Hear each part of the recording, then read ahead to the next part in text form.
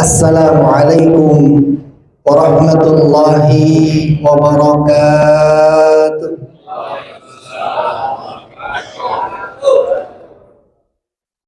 Alhamdulillahi thumma alhamdulillah.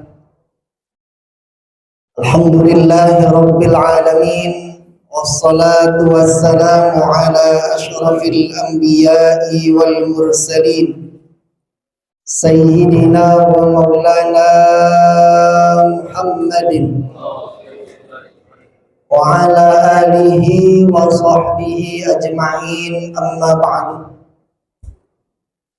Para hadirin, para bapak, para tamu undangan yang dirahmati Allah Subhanahu wa ta'ala, puji syukur mari kita panjatkan kehadirat Allah atas segala nikmat. Alhamdulillah, pada kesempatan pagi hari ini kita dapat berkumpul di tempat yang mulia, di waktu yang mulia, di bulan yang mulia.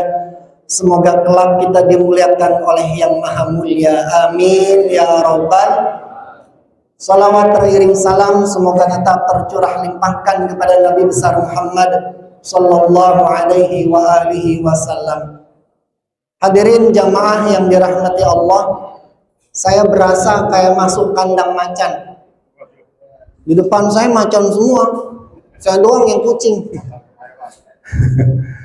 Jadi kalau ada kata-kata yang salah, ya colek aja langsung ya. Iya, saya enak kalau ngomong di depan kiai, berasa belajar muhadharah. Jadi kalau ada yang salah wajar, namanya masih belajar. Kalau ke Nur Hamim mah kalau salah, diapain? Ditegur. Hadirin jamaah yang dirahmati Allah Subhanahu wa ta'ala, ada dalam satu hadis, dalam satu kitab, ada ulama yang mengatakan salasun min ahlul jannah. Ada 3 akhlak-akhlak penghuni surganya Allah Subhanahu wa ta'ala. Yang pertama, sebagai tanda orang yang memiliki akhlak-akhlak penghuni surga, silman qata'ak, menyambung tali silaturahmi bagi mereka yang sudah memutuskan. Ini bulan Syawal, bulan setelah bulan Ramadan. Ini bulan adalah bulan yang kebanyakan orang saling memaafkan. Ini bulan adalah bulan di mana orang-orang saling mengunjungi. Jadi kalau ada orang yang udah mutusin tali silaturahmi, kemudian kita memanjangkan silaturahmi dengan cara datang, maka ini adalah salah satu akhlak-akhlak penghuni surganya Allah Subhanahu wa ta'ala. Hadisnya jelas, la yadkhulul jannata qati'ur rahim. Tidaklah akan masuk ke dalam surganya Allah bagi mereka yang memutuskan tali silaturahmi. Cuma ini emang ada orang yang tega mutusin silaturahmi. Dia nggak sadar bahwa kadang bawa anak bini keturunannya untuk mutusin silaturahmi. Dia tidak sadar gara-gara cuman pekarangan rumah, dia nggak mau lagi negor sama tetangganya. Ada yang begitu? Kagak ada di sini. Di sini kagak ada. Ntar kalau pulang. Cuma gara-gara hal sepele, ini orang mutusin tali silaturahmi. Yang keren, sekarang yang keren Pak, yang keren. Gara-gara harta warisan, anak keturunannya udah tidak lagi diperkenalkan dengan keluarganya. Gara-gara apa? Gara-gara harta warisan. Na'udzubillah. Sayyidina Abu Bakar As-Siddiq itu pernah Pak ditegur sama Rasulullah. Dulu beliau punya saudara. Kalau bahasa kita saudara sepupu. Ini orang saudaranya Sayyidina Abu Bakar As-Siddiq, ini orangnya nggak mampu, Pak. Kalau kita bilang orang miskin, hariannya ditanggung hidupnya oleh Abu Bakar As-Siddiq. Tiba-tiba ada mencetus kasus, dibilang bahwa Aisyah zina, Aisyah selingkuh. Mungkin kalau zaman sekarang namanya lambe turah kali ya. Cepet banget itu berita. Ternyata orang yang sering dikasih bulanan, dikasih makan, dihidupi kehidupannya, ini orang yang lemes.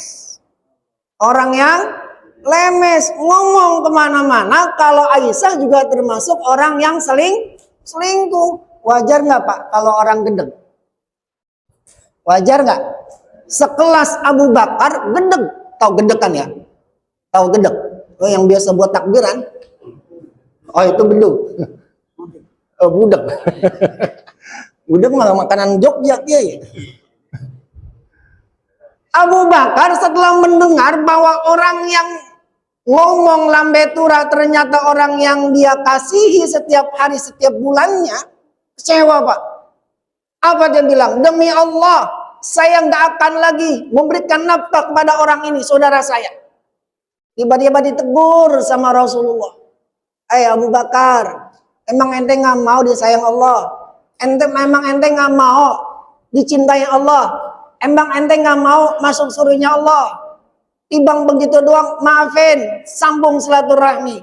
Apa yang terjadi Pak? Seorang Abu Bakar As-Siddiq menangis sejadi-jadinya di hadapan Rasulullah dan bertobat kepada Allah Subhanahu wa Ta'ala. Jadi kalau mau lihat orang, kesolihannya adalah ketika dia pernah tersakiti hatinya, kemudian dia memaafkan dan menyambung tali silaturahmi. Ini sekelas Abu Bakar As-Siddiq, pernah dia juga memutuskan tali silaturahmi, tapi sesegera mungkin dia ditegur sama Rasulullah.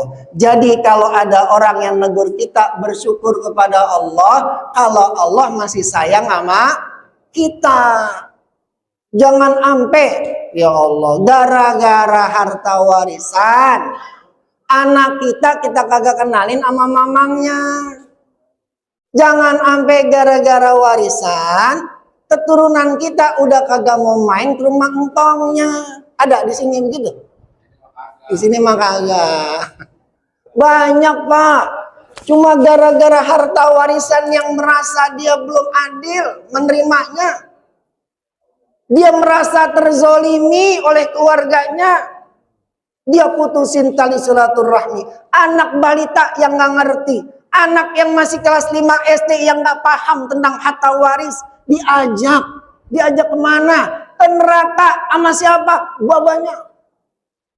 Dia nggak sadar seorang ayah bawa keluarganya ke neraka. Na'udzubillah. Makanya akhlak di antara penghuni surga adalah orang yang menyambung tali silaturahmi. Yang kedua, sebagai tanda ciri orang akhlak yang memiliki akhlak penghuni surga adalah orang yang belum pernah menerima sesuatu dari orang yang miskin. Jadi kita zaman sekarang Pak, menukar hadiah itu terbiasa antara orang kaya dengan orang kaya. Padahal yang lebih afdol memberikan sesuatu itu dari orang kaya kepada orang miskin. Ini yang terjadi luar biasa.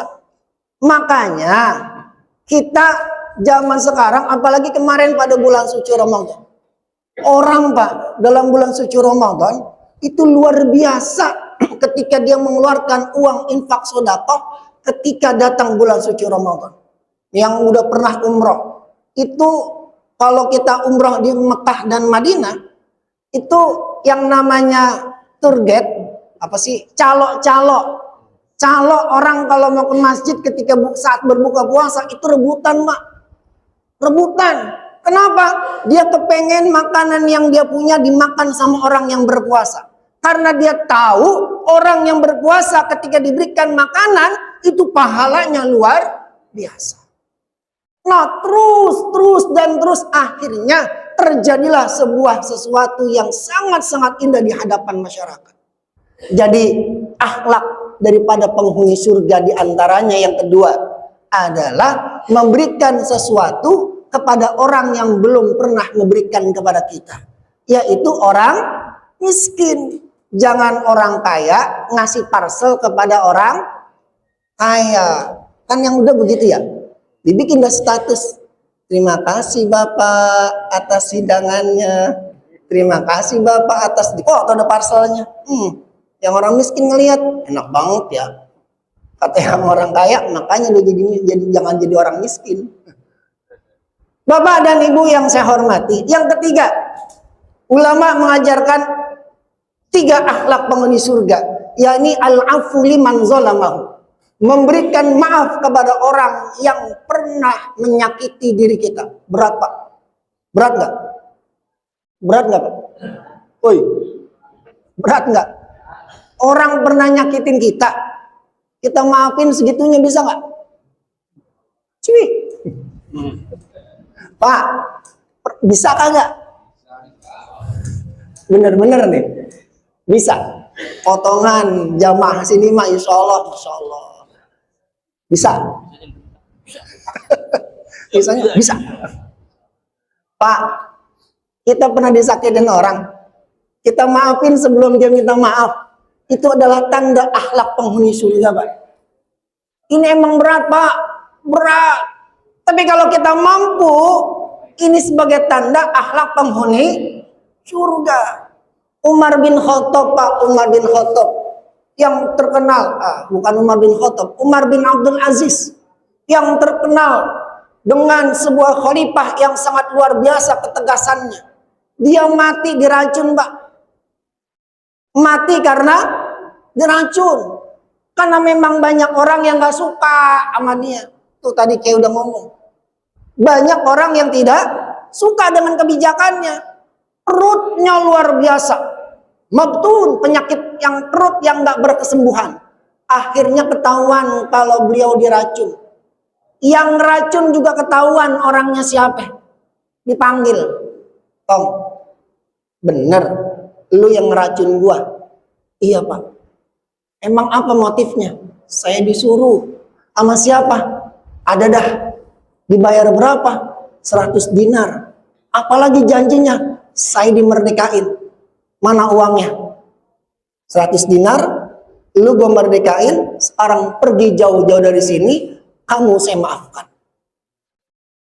Masya Allah. Bisa Pak kayak gitu? Lihat nama udah gedeg. Ngelihat namanya dong udah gedeg. Kalau orang kita baru ngelihat namanya aja udah gedeg. Apalagi kalau sampai lewat rumahnya. Kalau bisa dia terbang. Saking apanya? Saking gedeknya, pernah dizolimin, pernah disakitin. Tapi kalau kita mampu memberikan maaf kepada orang yang pernah kita zolimi, adalah salah satu daripada tanda akhlak penghuni surganya Allah Subhanahu wa Ta'ala. Pak, bisa maafin orang? Bener, bisa. Bang Doyak udah kagak aja Bang Doyak. Bisa maafin orang. Pak, bisa nyambungin yang udah putus? Bisa. Pak, bisa nyambungin yang udah putus? Bisa ngasih santunan ke anak orang-orang yang gak mampu? Bisa Pak? Insya Allah. Bisa maafin orang yang pernah zolimin kita? Kalau bisa, berarti kita sudah memiliki satu poin. Apa poinnya? Kita termasuk penghuni akhlak-akhlak daripada penghuni surganya Allah Subhanahu wa Ta'ala. Tinggal pilih dah mau yang mana. Surga emang rada berat ngerjainnya, Pak. Surga emang rada berat ngerjainnya. Tadi wakil ketua DPRD bilang, kita yang hadir di sini adalah orang-orang pilihan. Emang bener Pak. Kalau bukan pilihan Allah, kita nggak bakal berangkat kemari. Semalam hujan, kagak habis-habis. dari sore sampai malam. Lo kan enak dingin-dingin ya. Ngapain? Tarik remote. Biar kada ada suara tarikan juga. Masih dingin. Tapi karena memang kita orang-orang pilihan, maka kita bisa hadir di sini, Pak. Saudara kita masih banyak yang molor mungkin ya. Mungkin kali. Saudara kita masih banyak yang tidak punya, yang tidak ada perbuatan baik dimulai di pagi hari. Tapi kita bersyukur kepada Allah Subhanahu wa taala. Pagi ini kita hadir di sini adalah termasuk orang-orang pilihan Allah Subhanahu wa taala. Mohon maaf sekali lagi. Wassalamualaikum warahmatullahi wabarakatuh.